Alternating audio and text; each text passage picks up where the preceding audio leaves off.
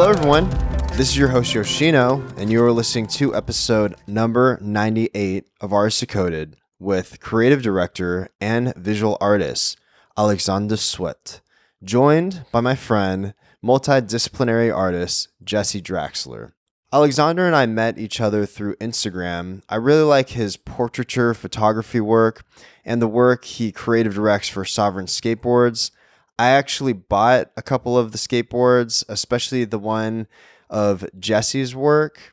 You should go to their website to check it out. It's sovrn.la. All their work is creative directed by Alexander. They collaborate with a lot of different artists for their skateboard graphics, and they have these really interesting, unique designs, especially if you're a skateboarder and you're an artist as well. I think you'd really appreciate the work that they do over there. Alexander is originally from Paris, but moved out to the US for college a few years back. He actually did not know how to speak any English when he moved out to the US, and he learned English when he moved to the US for college. It's kind of crazy because I couldn't hear any sort of accent in his voice. He speaks perfect English. The guy is incredibly smart and talented, so that doesn't really surprise me. But we talked about the reasonings for moving to LA directly after college, his creative process with Draxler, and them working together. We also talked about his love for Icelandic pop music, which I thought was really fascinating. We even talked about this band called Samaras, which I got really into after this episode, so you should check them out as well. Also, Jesse has a book coming out in collaboration with Sacred Bones Records. The book is called Misophonia. The opening for the book release is this Thursday, May 31st at Lethal Mounts Gallery in Los Angeles from 6 to 9 p.m. It's open to the public. I'll be there too if you'd like to meet up. And a few of the past 80 guests will be there too, DJing, including Chelsea Wolfe and Riz from Vows. The show will only be open for 3 days after the opening from June 1st till the 3rd, so definitely go if you can. And if you want this information, I'm going to be putting it on the website, artistdecoded.com, so you can go and check out the flyer there.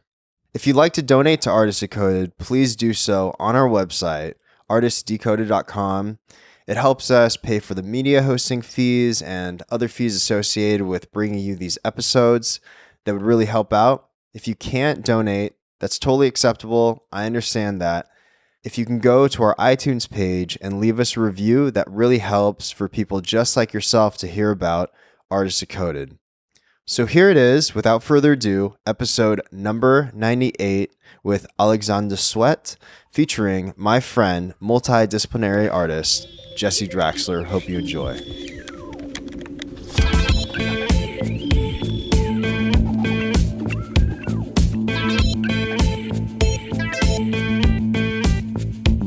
Yeah, well, thank you both for coming. Yeah, of course. Appreciate it. Absolutely. Jesse? You're recording? I am recording. All right. Yeah, I guess, can I call you Alex? Yeah, go for it. Yeah, I guess, do you want to, since, this is your first time on the podcast, do you want to just have an introduction or something to that effect? Like a little something about myself? Yeah, a little something about yourself. Okay. So I'm Alex, and I am from Paris, France, where I was born and raised. Which part? And, you said Paris. Yeah. Like, and You know pretty Paris much really like, well. What part of Paris? You know the Paris. Exactly. Yeah. The cross streets. Well, Yeah, to make it easy, pretty much, streets. pretty much dead center of Paris. Yeah. But yeah, I've been living in Los Angeles for about 4 years, where I actually started working in the movie industry, and then kind of veered into the skateboard industry, and I've been kind of doing creative direction, photography, design, a bunch of visual stuff. The movie industry, like, what'd you do? I actually started as a producer. I had a friend of mine from college who was a director, and when I was living in Paris, he really wanted me to kind of join him here and starting a production company together. It wasn't much. We worked on a few music videos and small format stuff. But yeah, I just production was really fun, and I was good at it because I'm organized, but it wasn't fulfilling creatively speaking. I wasn't creating enough with my hands. So I just kind of like move on to something else.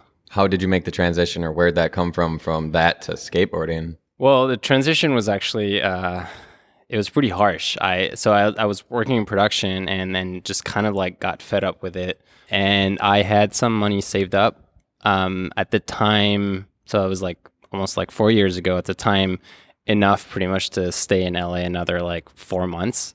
So I gave myself 4 months to figure something out because I was really drawn to this place. I feel like I wasn't done with it. I wanted to like try something else. And so I just like kind of reached out to a few people and thought like I kind of want to get back into design, or do I want to pursue something else? And then just tried a couple of skateboard companies because it was like, as a kid I used to skateboard and I loved it. Never in my life dreamed that I would work in it. In my mind it was just like not possible. I know it's a very closed industry, so just working your way in it is pretty much impossible. Yeah. But kind of got a gig, and that was Sovereign. I was told like, we're working on this project, we want to launch this company, and we think that you'd be good as an art director. And and I was pretty much like, fuck yeah, I'd love to do that. That's awesome. How long ago was that? That was back in 2015. So that was about 3 years ago. Oh, wow. Yeah, time flies, I guess, huh? Yeah. What I found that was really interesting, actually, is that when we were talking on the phone, you said that prior to moving to America, you didn't know how to speak English very well. Yeah, well, I mean, a little bit, but it was like high school.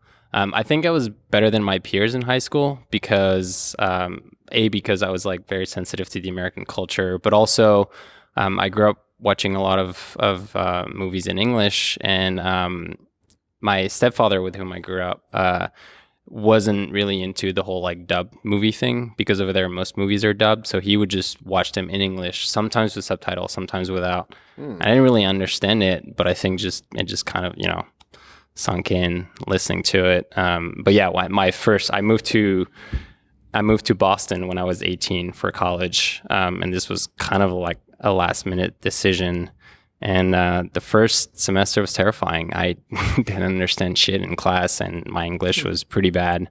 But I think it was motivating. I was like, all right, I gotta learn this language. And yeah, it's kind of crazy because I can't hear an accent at all. Yeah, it'll show up once in a while, but I think for the most part I can pass as a spy. Yeah. This is when we talk about your job as a spy from France. Yeah, pretty much. That's funny, man. So then how did you two meet, Jesse, Alex? Well, 2015, I guess, when Sovereign Skateboards was starting. I believe it was the very first round of boards they released. Is that right? That they had reached out to me, and I did a graphic for the first round of boards that came out when Sovereign launched, and some like random T-shirts things that morphed into what I do now is the paint rag T-shirts. Yeah, only back then it was a kind of a different process, and I had no idea what the fuck I was doing. But for some reason, this brand was like, do like 100 of those for us. And I was like, okay, I guess. But yeah, that's it. I guess that's how we first met. And then when I moved out here, all those Sovereign dudes came over to the studio I was working out of, and you guys made a video and some other things for the brand. But that was like 2015 too, wasn't it? Yeah, that was 2016 maybe at most. Maybe the very beginning, because I think that was probably the first couple months after we like rebooted the brand pretty much. And then again recently only, right? Like late last year. And I actually was trying to think of that this morning. Did I reach out to you just saying like, hey man, I dig your photos, I'd like to fuck with them or something? Yeah, it was something along those lines. Well, in the back of my mind for like the past 2-3 years, I kept thinking like I want to do more boards with Jesse. That first board was rad, and I just felt like we had not done enough with him, because just I've been following him on Instagram for a while, and everything was just like, that could be a board. That would be beautiful on a board. Yeah. And so I think around the same time I might have reached out to you about board. But you also, you reached out to me. I think you just DM'd me on Instagram. Yeah. And you were just like, hey, can I use a few of your photos? And then it had been a while since I was doing collages or something. I think I was coming off of the drawing show that I did last fall, and I wanted to do more collaging. But at the time, I really wasn't working with anybody, at least anybody that I really liked, the photos. But I really liked Alex's photos. So I just hit him up. I remember him being cool from the other shit that we worked on or whatever. Yeah. And he's super cool as far as like working with photographers. Like he's just giving me wealth of imagery. Just like, I got all this. And then I wasn't even asking for it. And you're like, hey, I got all this shit I was shooting, and it's very kind and generous with it, and sees the whole image ownership thing in a very similar light or whatever. Yeah. So it's a really respectful relationship, I think, that we have, that we understand each other and stuff. Yeah. Jesse, what do you look for in photographers that you like to work with? Like the framing and the angles a lot is important, obviously, but even more than that, it's just like I like working with fashion type imagery because of the expressive body language. The models know how to position their heads in certain ways and stuff, in ways that you can't get just a normal person if you pull them off the street to shoot a headshot that I would want to use in a piece of art, right? It's not going to turn out the same. So like models know how to do those things, but it's also just like vapid as fuck in this, empty imagery, which sometimes I like, but with Alex's photos, it's not like that. It's like already preloaded. Like I feel like he has an eye like that I have in a way. Like we're kind of looking for the same things. I just like am able to extend it so much further because of what I do after the fact. But if I were to shoot photos, it'd probably be very similar to his. So it works out really well in my mind, at least. Yeah. And he's not fucking around with all the brands and all that kind of shit, like we're just layering on all that commercialism and shit, which I'm really not into. So that really turns me off of a lot of photographers, because honestly, they're trying to be seen by brands and be cool into what's trendy and shit. And you look at Alex's photos and it's timeless, it's trendless, It's everything that I'm looking for to work with, like material wise. Yeah, I mean, I saw the same thing in your work. There is this sort of, I think Jesse said it well, there's this timelessness to the way that you shoot. And yeah, I mean, I think that is true. I mean, especially like me coming from a semi-commercial background in photography, I understand that, like, why photographers would want to be seen by brands and things like that. But I think it does detract from, and not everyone necessarily has something to say with their work, I think, but others do. So I don't know where I was going. Well, with it's that. like a difference between an image that is made for the express purpose of commerce versus like an image that's made for the purpose of like getting a feeling out of somebody. You know what I mean? It's a reason I like to work with ads a lot, like advertisements, like actual advertisements, because that's like a literal piece of like commerce. Like they're trying to, it's empty as hell. It's like the most meaningless thing that could be, they're trying to sell you a product by lying to you, basically. And if I can take that and actually inject it with something and feeling and like, with emotion and stuff, it's like, it's reclaiming that, it's like, it was, to me, that sort of advertisement can be like a sense of violence, like a sort of violence or whatever. And it's almost like reclaiming that, like, I didn't ask for you to put that on me and like put the pressure, whatever it is, on me. So it's like reclaiming that, just like graffiti is reclaiming public space or something, by fucking it up. So yeah, I mean, I think that goes the same thing with skateboarding. Sure, yeah, it's absolutely. Like, the streets are your canvas essentially. And I think that's interesting how, I mean, on the artistic perspective, how artwork plays. I mean, obviously with graphics and t-shirts and skateboards, in that regard, it plays into the artistry, right? Because there has to be artwork on these items. But and also like philosophically, creating art through movement, and I don't know, there's something interestingly in punk rock about, I guess some of these things that we're talking about and drawn to, right? The act of skateboarding itself is like reclaiming space in a lot of ways. You walk around and you see the skate marks and the wax marks on shit and everything. In Tony Hawk, there's that mode where you like tag the shit by doing a trick on it, and that's whatever. That's kind of what I'm thinking of. Yeah. Like by doing a trick on it, you claim that shit. Yeah. I do have a question about your photos. So what's your interaction usually like with your subjects? That's interesting. That's something I thought about recently because someone asked me that question for an interview, and I was trying to put my finger on it, but I realize I'm usually a pretty shy person, and I'm definitely introverted. So when it comes to shooting, obviously, I know a lot of photographers are like that, and it's actually kind of like a way of having an interaction and kind of hiding behind your camera, so to speak, but it's not really hiding. It's just kind of, a tunnel into a different way of interacting with someone. Usually I try, obviously it's not always like that, but I try to keep a very candid approach with the subject, almost not considering myself a photographer. Would you consider yourself? Well, it's like I told you earlier, it's weird. It's only in the past few months that I've started considering myself an artist, kind of, because people treated me as such. I didn't take photography seriously until only like a year or two ago. And I don't think I still really take it seriously, like, kind of for the same reason, what Jesse was saying. And that's why like it meant a lot that he reached out to me for those reasons, is the fact that when I shoot photos, I don't really try to like mimic something. I just shoot however I would want to shoot it if it didn't have any purpose, if it didn't have any commercial purpose, or if I wasn't trying to tell a story. I'm not really a storyteller. It's more about just like the vibe you get in a photo. And, and the more subtle, the more cryptic, like the better, in my opinion. Like mood. Yeah, exactly. It's really what it's all about. Just like the mood but that at the you same get. time, I mean, whether it is like it doesn't necessarily have to be narrative to inject some sort of feeling or to have some sort of meaning behind it necessarily.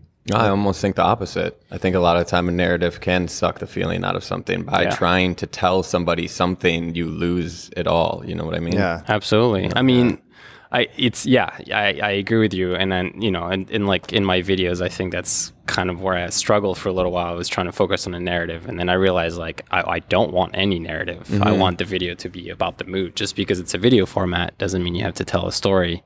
But that's something that I've been thinking about kind of also for the past couple of years, is the approach in working, whether it's photography, design, or video, or or any other format.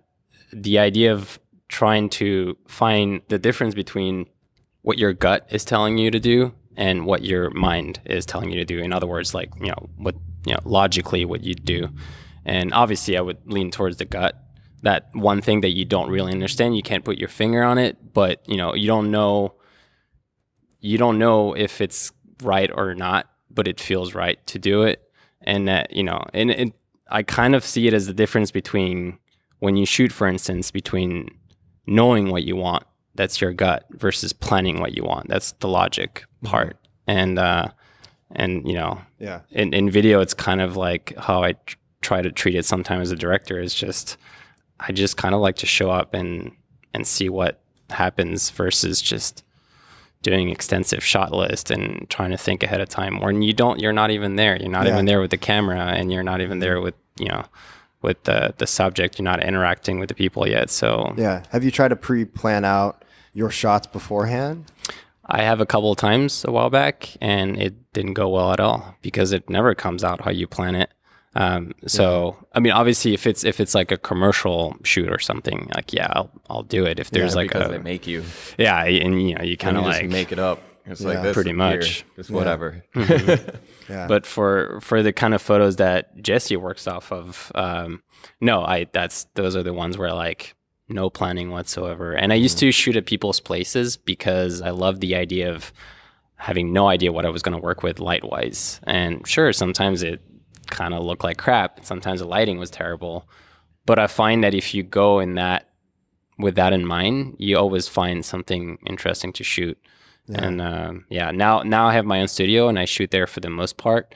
So there's a little, there's a part of it where like I know exactly what it looks like and what the lighting's like, but not knowing how the person's going to be is great, because I think that's how you get interesting shots. I'm curious for both of you, because the way that I look at sometimes setting up shoots, or even if I'm just going to shoot a portrait of one of my friends or something, I'll set up constraints in certain ways. So it's like maybe one constraint is like, I know it's going to be lit this particular way, or I set up like certain parameters that I can work in and then play within those parameters. I think I heard Tim Walker saying something like that. I mean, his sets and everything are more extravagant, but he just sets up like a constraint, which maybe that is like a set, and then within that he plays with it.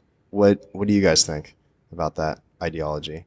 Just like setting up constraints for yourself to work with it? Mm-hmm. Yeah, absolutely. I mean, I've been doing that for a really long time. There's a lot of artists that talk about those things because you have to do that. Because if you didn't, it would be paralyzing, right? Like having every single option imaginable available to you is paralyzing to me, at least. You know, you have to start to whittle down, like, what am I going to do? You know, I mean, but I set up a lot of constraints for myself just because it's liberating in a way, because you can forget about those things. Then you set up the constraints, and everything outside of that bubble that you create, just you don't have to worry about whatsoever. You know, so I find it to be liberating, because you can really focus then on what you're trying to do. Yeah, I guess in other words, it's what you mean is pretty much like getting out of your comfort zone for certain projects, right? Yeah. No, I mean, I think I don't really think about those things too much, but I try to do it. It's more in like a larger scale. Yeah, when I like look at my work and I start to look like, well, shit, I've been shooting kind of the same thing for a while. And then I think like, okay, I'm gonna like kind of subconsciously try something else. Yeah, you like try to trick your subconscious or something into what you want to do, instead of trying to make these decisions of like, I'm going to do this now or whatever. You try to build it in just so that it happens naturally. I totally understand that. I try to do that with like the inspirational material that I'm into, like movies or books or the music or whatever. Like if I want to work in a certain way, I start paying more attention to that sort of thing, and watching those kind of movies or listening to that kind of music or looking at that kind of stuff. And then subconsciously, you know, it starts trickling out of me 2 or 3 months down the line or something like that. So I feel you with that. Yeah. So, okay. So what sort of films have you two been, or, you know, music or, you know, inspirations? He's the French. He's the Frenchie. Yeah. Actually, Well, I was going to you ask should be in about a good that. film. Yeah. About, you know, French cinema, if that's influenced the way that you have seen things, or the way that you, you know, perceive your own work. Well, I'm sure it has, and I can't really like tell how much it has for sure. I'm actually like, I'm not really good at consuming things in general, just like, you know, movies or even like photography or, so I'm not as much of a movie buff as I should be, I think, for what I do. But I think more so than, you know, the French movie industry, growing up in France, I think it was mainly the context in which I grew up. So growing up in France with like friends of mine, we're all like watching a lot of movies, and it was, I think, a pretty good balance between French cinema and American cinema, and then international. And I think that played a big role. But very young, I was more drawn already to more experimental stuff. And for the most part, movies that didn't really. There's one thing I know for sure about movies is I don't like endings. You know, not to mention happy endings, but yeah, I don't. I love movies that just kind of leave you hanging. That, you know, in general, I like discomfort. So if you feel uncomfortable watching a movie, it's a good thing. Well, speaking of French cinema, a good reference for this, I would say, is Gaspar Noé. I'm sure you're familiar with him. I saw one of his talks over in, where was it? I think it was somewhere in Hollywood, maybe. But yeah, I saw one of his talks, and he was actually talking about how he likes to juxtapose different ideologies. So it's, you know, maybe a really, really intense scene with soft music, or a really soft scene with really intense music.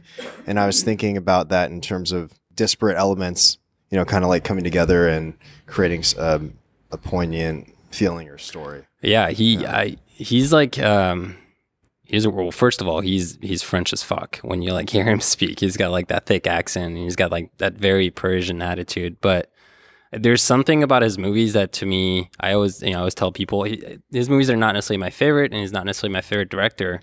But every time you sit down and watch one of his movies, everyone would agree that you've just watched something that has never been done before, and that to me is remarkable, especially nowadays. And like you say, he has that way of juxtaposing things, you know, something very uncomfortable, and at the same time he'll make it poetic somehow, you know. Yeah, like Enter the Void is a good example. Yeah, all of his movies. I don't know if you've seen Irreversible. I was actually going to bring up Irreversible. I would probably say that is my favorite Gaspar Noé.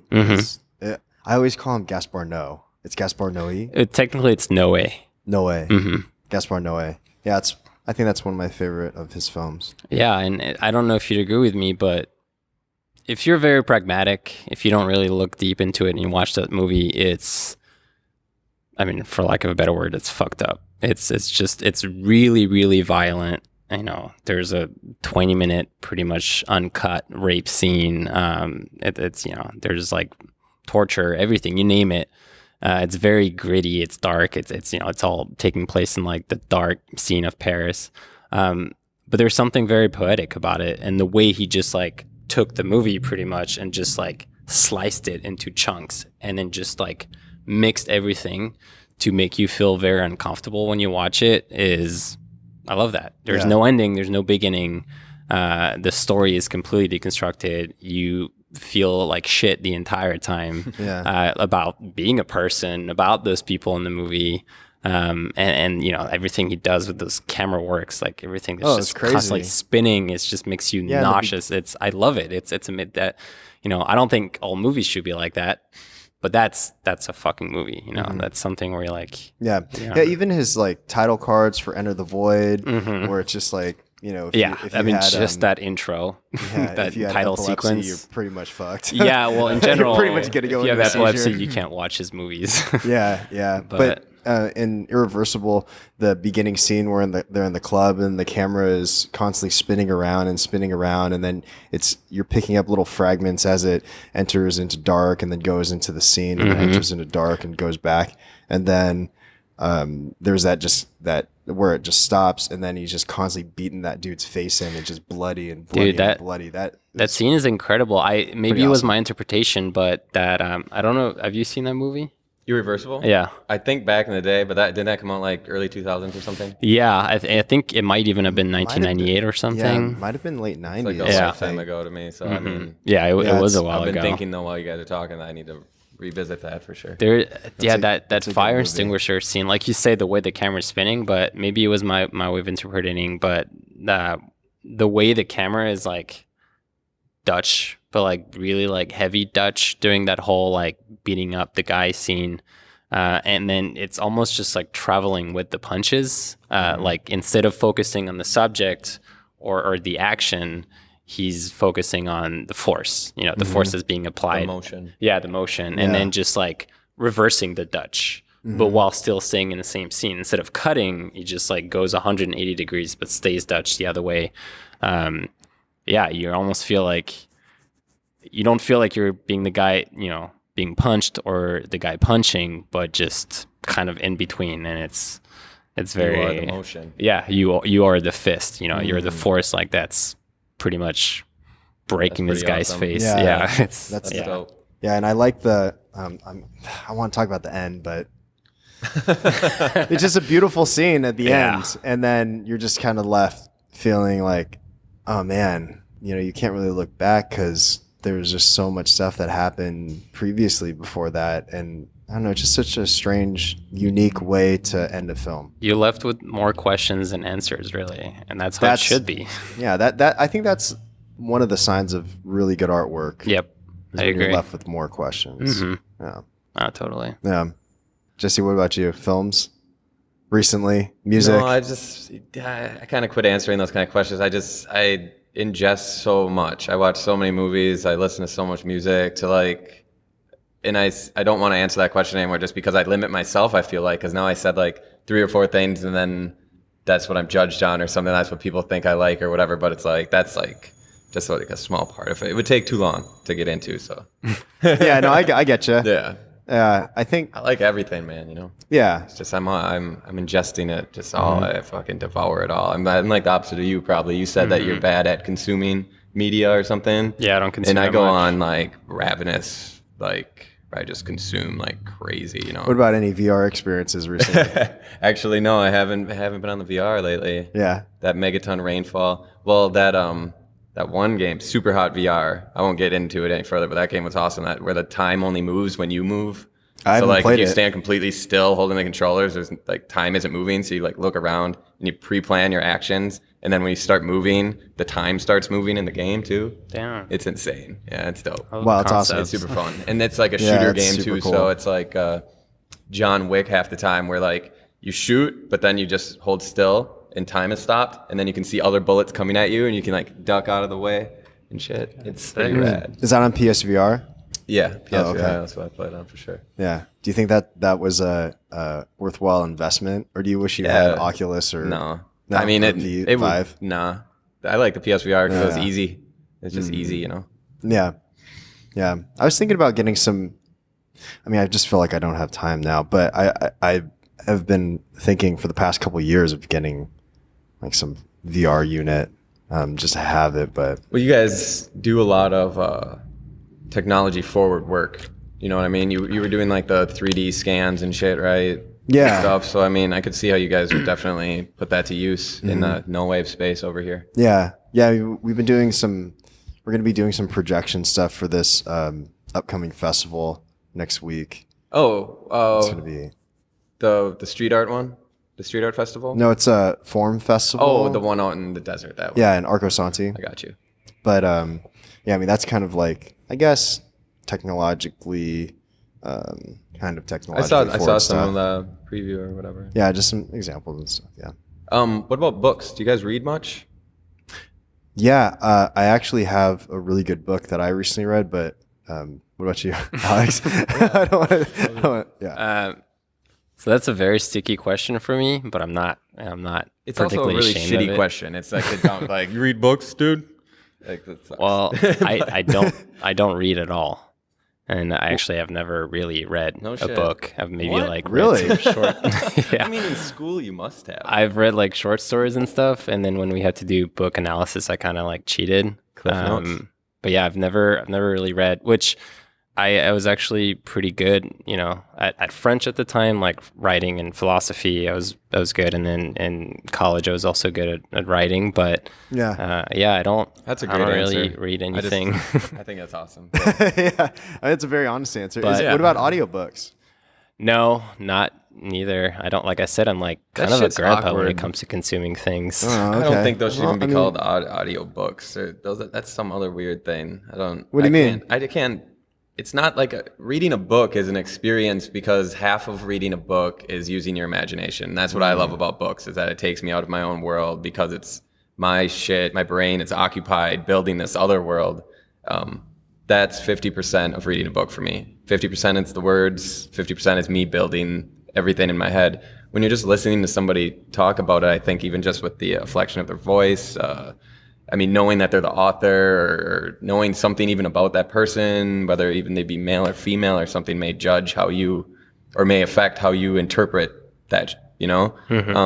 I just don't feel it's the same thing as reading a book. It's like listening to a podcast or something. Yeah. It's not reading. Yeah. I heard somebody actually use the term, I read an audiobook once. And I was just like, what the fuck does that mean? Like, that doesn't even make sense. That's impossible. Like, Yeah. read an audiobook. Well, anyway, sorry for the rant. No. It's totally cool. I feel you. I mean, I can't even read books on like a reader. You know, I need paper in my hands and stuff. So Oh, I see what you mean. it's Yeah. just how I am with books. Whatever. Yeah. Whenever people ask me now if I've read books, I personally learn the best through listening, which is, I guess, why I have a podcast too. But yeah, I recently listened to the Book of Joan. Oh my gosh, crazy! Yeah. That's awesome. Do you like that book? I haven't read it. I own it. I ordered it just the other weekend, but I'm actually reading one of her other books, her memoir right now, The Chronology of Water. Oh, which okay. is moving. It's crazy awesome. It's She's incredible very special, writer. and Yeah. she's like, I don't know, her life is pretty incredible, and the way she writes about it very candidly, and Yeah. it's so easy to read, and it's really good, man. I recommend it. Cool. It's really good. And I got her book, The Misfits Manifesto, which is based on a TED Talk she did. Oh, okay. Okay. And I'll I have to haven't check it out. read that yet either. Yeah. But yeah, I'm really into her shit lately. She's an amazing woman. Yeah. Oh, yeah. She's a great author. Just to key you in, the Book of Joan. Do you mind if I Go ahead. say? Okay. I mean, it's basically about this. It's kind of about this like dystopic future world where people express themselves through skin grafting on their skin. It's like an art form. It's also a mode of communication. But, or I'm sorry, not, well, I think skin grafting and scarifications are technically the same thing, right? I have not read it yet, but Oh, okay. Or, but you know what scarifications are, right? yeah. I don't know. I don't want to give away too much. Yeah, it's this a dystopic the kind of concept, though. future world. And I've heard Humans the are in captivity. character of Joan, is it? Joan, the main character? Yeah. Yeah, that her, like, as she fleshes out that character really well. And it's like, that's half of the, Oh, the for sure. enjoyment of the book is like this character that's being so, yeah. Yeah. Yeah, I'm excited. Very Yeah, excited it's a really it did. It won awards, didn't it? Last I'm year? not quite sure. It should. I know it was like a anything. bestseller Yeah. and stuff. But he doesn't read anyway, so why are you even? No, but I don't care understand. about this. I understand like the experience, and I mean, I've read like everybody in my family reads a lot. They're all like Yeah. pretty crazy readers. So that my parents have always been like, when I was younger, devastated that I wasn't reading. They thought it was going to be a huge problem, and that I wasn't going to be like Yeah. well spoken and, I mean, so you on and so got forth. you have the best of both worlds anyway, so because you come across as somebody that reads a lot. Yeah, You're very it's- astute. And well, for whatever it's worth, I'm actually writing a book right now. So I'm Really? kind of using that as like an experience. What Oh, interesting. what's it about? Can you talk about it at all? Or just give like a Yeah, well, I Synopsis. could, but I'm, kind of like going back to what we were talking about earlier. It actually, so it's a novel. It's a fiction. There's a story going on, but really, it's a lot more than that. I mainly want to use that as a way of expressing certain things, personal things through it. And it initially was I wanted to write a script a few years ago for a full feature film, and then kind of left it aside because I told myself, like, who am I kidding? I'm not going to write a script for a full feature. It doesn't make any sense.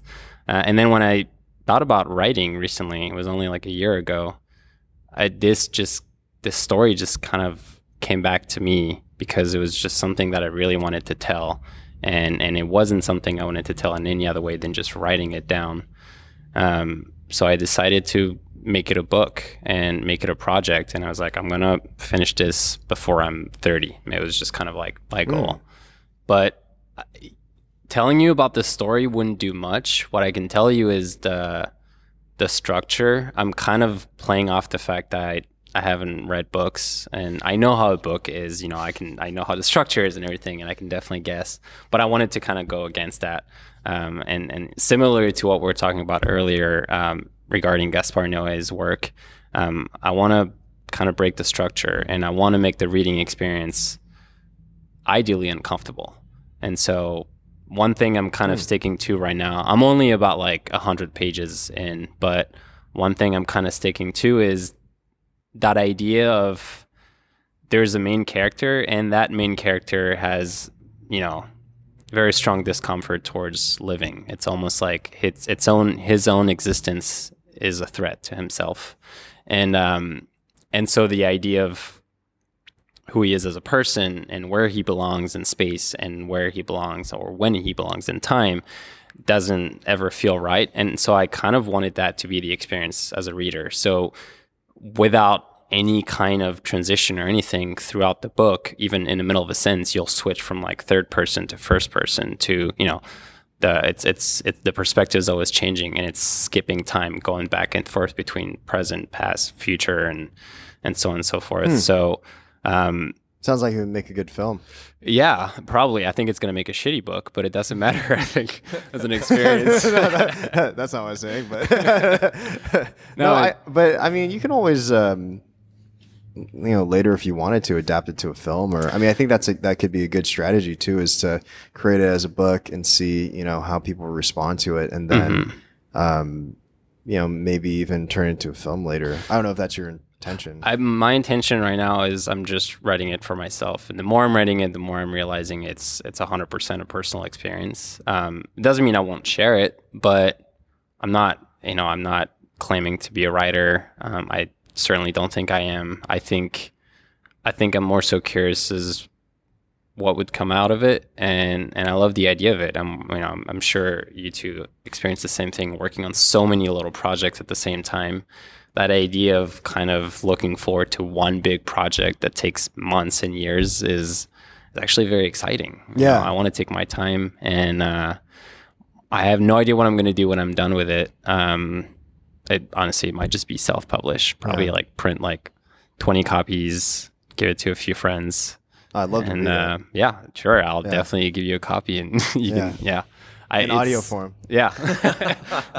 It's okay, dude. I have the equipment, so you're totally fine. I'll set it up for you. You can read it. No, okay. So you know what is interesting that I've just thought about is that, and correct me if I'm wrong about this, but it seems like you don't like the idea of having a title to something, or, it's like you're saying, I don't even want to consider myself a photographer. But then there's a lot of people out there that say that they're a photographer when they don't even have any accomplishments, but yet people would maybe look at your work and say that you're a very accomplished photographer in certain respects, right? What's your take on that? Yeah, I mean, I agree with you. I think I'm still trying to understand that about myself, but I certainly don't like structure. I don't like rules. I don't like titles. And I'm definitely coming to peace with it more now than I used to. I've always kind of had an issue with just like labels, and obviously it's more than a label. I wouldn't dare saying that about a photographer. It's a career. It's a passion. It's an art form. But have you always had that train of thought ever since you were a kid? I think so, but I think obviously I wasn't able to put it into words then. Looking back at it when I was a kid, a lot of people around me, especially, like around high school, it's people tell you, especially, authority figures, like you have to choose a path, you have to like stick to something. And it took me like until second year of college to realize that this wasn't for me. I want to do a bunch of stuff, and I want to try different things, and I don't want to like be one thing. And I wouldn't be able to pursue one thing only. Like I wouldn't be able to just be a photographer or just be a designer or a director or anything. Like, and it's not about being good, I just want to enjoy doing as many things as possible. Looking at my Instagram, I could see how people would think I'm a photographer because it's mainly photography, maybe a little bit of design work. But in that regards, I think my Instagram is not an honest portrait of like myself because there are plenty of other things that I do. I also draw a lot, and I make music kind of, and I'm writing the book and I'm making videos and stuff. And this is just what I choose to show on Instagram. But yeah, I don't know. I guess I didn't really answer your question. No, you did. Yeah. No, I think, I mean, Jesse, I even see it within you, you're drawn to like people like Richard Prince, right? Yeah. I don't like titles either. We have that in common for sure. I don't like titles or definitions or whatever. For me, the title of artist or whatever, those titles, that was always for other people. That's what other people call you. I don't call myself an artist, but other people call me an artist. And up until recently, even myself, in the last couple of years, I've allowed it to stick or whatever, where it's not like every time I hear it, it's not like, no, I'm kind of starting to accept it. The more people say it, the more you just have to be like, all right, I guess, whatever you guys say. But it was never like, I'm going to call myself an artist even, and just a simple problem of like, what is it that I do? I don't, I'm not a painter. I'm not a drawer, though I paint and I draw. I'm a collage artist, but I'm more than a collage artist. I'm not a photographer, but I take photos sometimes. It's like, how do you define these things? Like what these are, Yeah. I think this day and age is just about dropping a lot of labels just in general in all kinds of ways, Yeah. So let's get that in the art world too. Yeah. I think a lot of artists now. Artists should be able to just make shit. You shouldn't have to be like, do you paint? How did you make that? That's like my least favorite question. Like when people are concerned or when people start asking you about the method or the process or the medium, I guess. When they're asking about the medium, it's the most banal question like you can ask about a piece of art. Yeah, you literally the most banal thing you can ask about a piece of art is like the stuff you use to make it. Like who cares? Hopefully we get to that point where that's no longer a big deal, and people can just look and feel. That's what it should be. Look and feel. Yeah, Totally. I like that. That's it. Yeah, cool guys. Well, What else you got, Yosh? I think I'll ask one more question. Well, what do you got working right now, man? I mean, if you don't mind me just interjecting. No, dude, I go know you for do it. a lot at the time. You said you're writing the book. You're obviously releasing skateboards with Sovereign. You're doing music projects, but what's coming up for you? What do you have? I'm not sure. I think the book is like a big one, but I'm only doing it like little. I try to mix that with the rest of my work. It doesn't really work. Do you have projects dropping that are coming out later this year or anything? Or Yeah, I have a music video that is going to be released in June. Cool. That is I'm very happy with. And who's it for? It's for this Icelandic band called Aya. Okay. I have this weird obsession with Scandinavian art, specifically Scandinavian music, and specifically Scandinavian electronic music. Cool. And even more specifically Icelandic electronic music. Who does that include? Like Bjork is? Well, Bjork is, like I grew up Fever listening Ray? to Bjork. Fever Ray is a big one. The Knife was very influential in my life. Moom, which is an Icelandic band, I've always been drawn to. There's this Icelandic band too called Samaris. Yeah, dude. You know them? Fuck yeah, dude. I went on a tear with them where I couldn't listen to anything but the records for like 3 months or Dude, something. that's so funny because this is kind of how this all started. I've always been obsessed with Scandinavian music, in general, and like I said, The Knife was one of those that just like was very influential for me. And I went to Iceland 5 years ago, right before going to LA, and I was walking around Reykjavik in the streets, and I stumbled upon this record store. Walked in, just started looking around. I was about to walk out, and this guy walks up to me, and he tells me, he's like, "Hey, is there anything I can help you with?" And I was like, "No, I'm good." Kept walking. Then I walked back to him, and I was like, "Actually, yes." I told him everything. I told him my obsession with music, and I mentioned some bands, and I told him, "Is there anything locally that you would recommend?" And he looked at me and he said, "Sit down in this chair, and I'm going to bring a pile of records." That's amazing. Yeah, and That's really one of awesome. them was a Samaris album, and that thing blew my mind. It was just so good. There's something about not just the production and the voices and There's all the feels in that shit, man. It's amazing. Samaris is incredible. So much feels. And I became obsessed with it. And then fast forward a album couple was it? years, it was this one. Okay, This cool. was what I was introduced Which to. album was it? Or just You can say it? One to pronounce. it's an album in 2014. Yeah, it's an album It that came they out in made in 2014. 2000. that one. And that was back when they used to This one. I love the artwork. Yeah, that I was mean, great. all of them are incredible. This one good is band. this one is a take on this, but they did kind of like a reproduction. That's good stuff. But yeah, those first two records, and the kind of the third one actually was back when they used to still sing in the native tongue and Icelandic. And there's I don't know, there's something about it that that just like made me fall in love with it, and it was yet another one to the list. And then a couple of years later, when I was working here in LA, I was in the office back when I used to work for that skateboard company, and I was listening to Samaris, and one of my coworkers walked in, and he was like, "Oh, nice, Samaris," and I was kind of blown away. I was like, "How do you know about them?" And he told me, "Well, I'm friends with them, kind of, and I'm friends with the dude who owns the label." And long story short, he introduced me to this guy, and I, pretty much told him, I was like, "Anything I can do for you, I am, obsessed with all the artists on your label." And one of the things he did is he actually put me in touch with the lead singer of Samaris, who lives in Brooklyn, and I met up with her, and we did a photo shoot together. But he also played me that song from that band Aya, which is incredible. That band is, they're just releasing their first record, and it's all just amazing. And the same thing, I just became obsessed with it, and I said, I want to shoot a video for this, anything, Amazing. whatever it Wow. takes. And so You said it comes out in June? yeah, we shot half of it. We shot it a while back. It took took a while to shoot it because it was kind of ambitious, but we shot half of it in Iceland and the other half in LA. And I think it's my first video that feels like me, that feels just honest. It's very slow. There's not much happening. It's a lot more, like we said earlier, about the mood.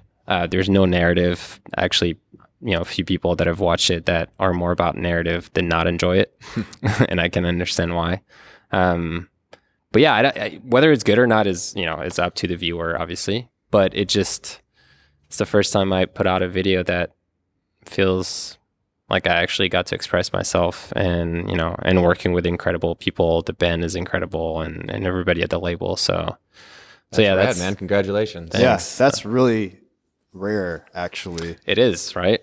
especially in music. And what's the name of the band again? Yeah. So it's AYIA.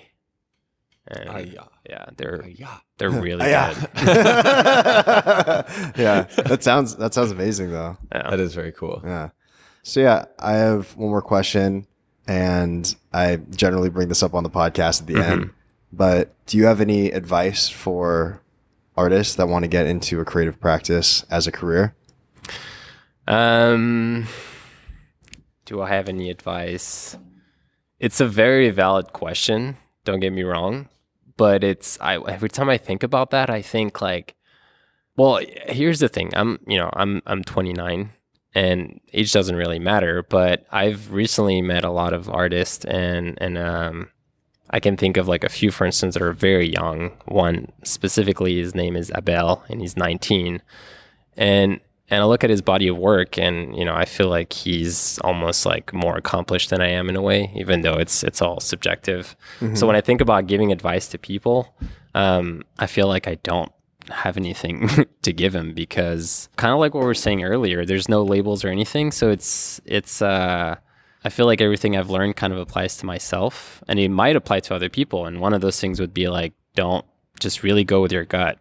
Just go with what feels right, not what you think is right. And the way I like to, for instance, Instagram, like to show stuff is I'm not trying to like have a body of work that would get me gigs per se, even though I would hope it would, but it's more so like that's what I want to express. That's what I want to show, whether it's a photo of a person or just like a really stupid little like one line on white, or just like a design that I did in 10 minutes just because it felt right, or like a logo for someone. I just try to keep, like I said earlier, that candid approach where it's just like try to feel like a kid. Kids have the best mind. So try to feel like a kid. I think that's how art comes out. I like that. Don't create art like an zen. adult. Right? Very zen. Become a kid.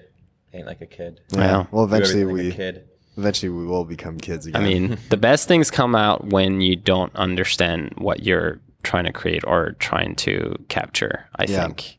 I guess that's what I was trying to say earlier about when I work with a model, is trying to shoot them as if I had never shot someone before. And, if you give a kid a camera and like they had to shoot someone, they wouldn't think like, well, that's the right composition. That's a good angle. That's a flattering way of shooting them. The lighting's not right. Obviously, you think about those things, but try to have fun when you look, in the viewfinder. Like, oh, that feels fun. That feels right. I think that's great advice. That's pretty much it. Jesse, what about you, man? Do you have any advice More for advice? us? More advice. We need more advice, Jesse. I'm trying to think of something maybe someone told me recently or something that's good, because all my advice has been said, man. Don't be boring. That's it. Someone told me that recently, or we were working on something, and he told me that the best advice he ever got from a manager back when he was first starting his own career was don't be boring. Don't worry about anything else. It doesn't matter like where the fans go or what anybody wants or what people expect or whatever. Just don't be boring above all else. Don't worry if it's good or not even. Just don't be boring. I liked it a lot. That's great. Yeah. All right, guys. Thanks, man. Yeah, thanks for doing this. Jesse, thank you Thanks. for doing this last minute. Of course. And Alex, thank you so much for being on the podcast. Dude, my pleasure. Yeah, it's Stoked great to be meet here. you as well. Yeah. Yeah, man. All right. Thanks, man.